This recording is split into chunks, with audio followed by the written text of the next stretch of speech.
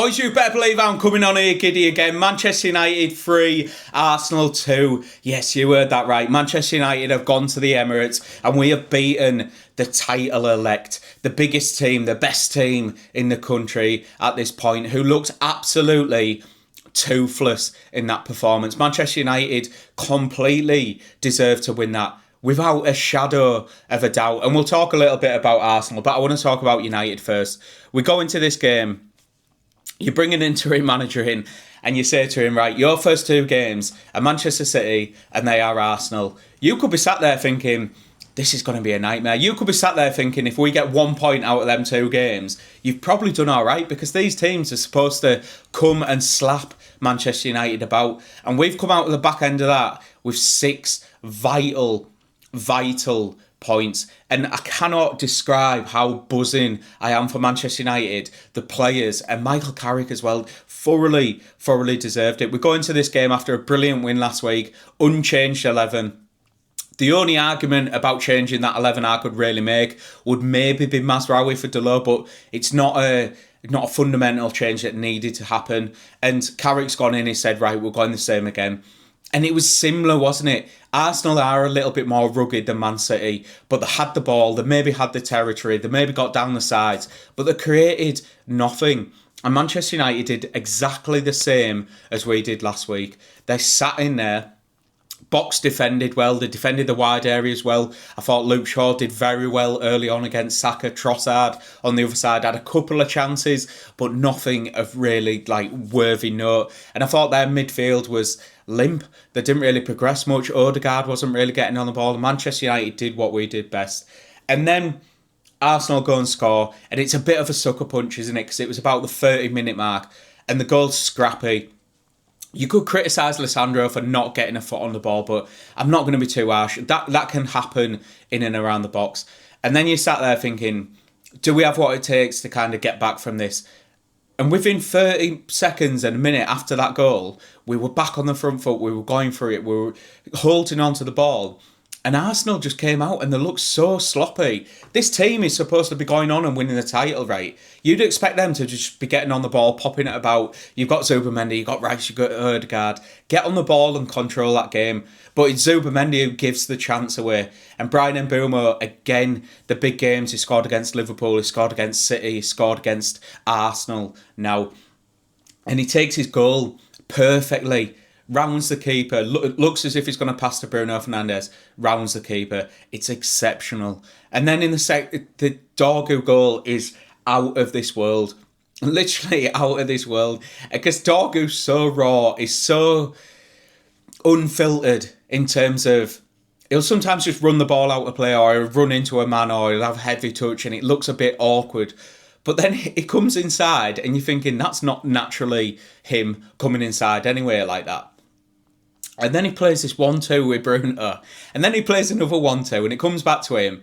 And you could almost see him thinking, right, who's in the box? Who's there for a chance?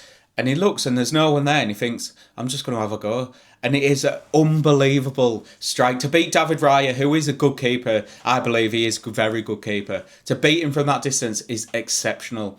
And Dorgu's wheeling away, the fans are going absolutely ballistic. It is a ridiculous goal. And then the second Arsenal goal, it's everything Arsenal, isn't it? Set piece, it's scrappy. Could we have defended it better? Probably, but they're good at that. I can't lament this team too much for that. It's frustrating to concede from a set piece against this Arsenal team. It is, because you know that's their bread and butter. But they're good at it for a reason. And it's like Lionel Messi scoring against you. You can't be too harsh, because this is just what they do. They are good from set pieces. So that is a little bit of a sucker punch. And then you make a couple of changes. Dorgu goes down injured. Cunha comes on.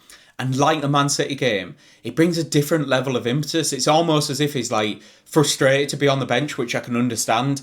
But he picks up the ball. Kobbie Mainoo plays a lovely ball. And this is the prime reason, just change the subject slightly, why you have to play Kobbie Mainoo, right? Because if that's Agate on the ball there, I don't think that goal happens. But Kobbie Mainoo's constantly looking forward and has the ability to pop it through in them little pockets.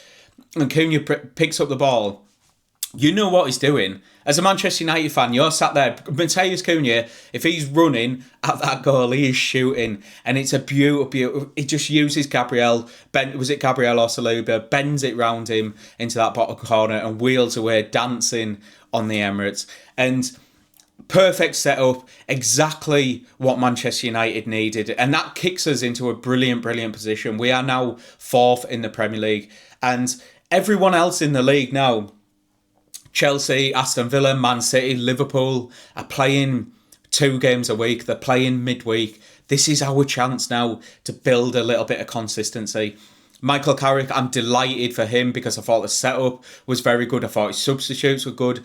He held off just long enough in terms of there was a point around the 60th minute mark, and I thought he could probably make a couple of changes here, bring on Mason Mount, bring on and take the impetus away. But I thought bringing Benjamin Sesko on at the point he did, Gary Neville said I'd have brought Mount on, but I was thinking, no, you still need an outlet up front in terms of getting out. Sesko didn't really get involved in the game, but credit to Michael Carrick. And that Fulham game coming up next is a massive, massive game for Manchester United.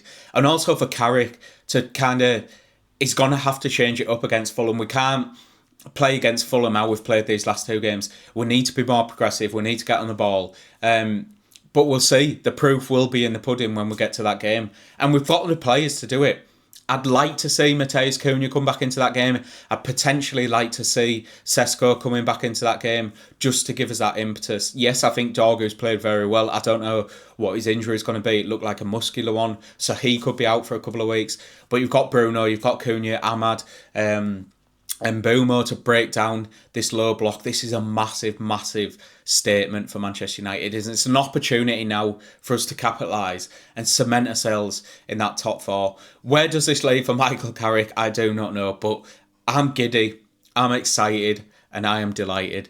Get down in the comments, let me know what you thought of it. Let me know how bad you thought Arsenal were, because I thought they were incredibly lethargic, poor, unwilling to kind of stretch the game and go out and win this and kind of put a momentum shift down in terms of, right, we're having this title. Now it's spun the other way. It's completely changed the momentum. City, Pep Guardiola will be sat at home. Villa might be sat there thinking, what's going on? And that's it. Get down in the comments, let me know what you think. Drop a like, drop a subscribe, and I will see you in the next one.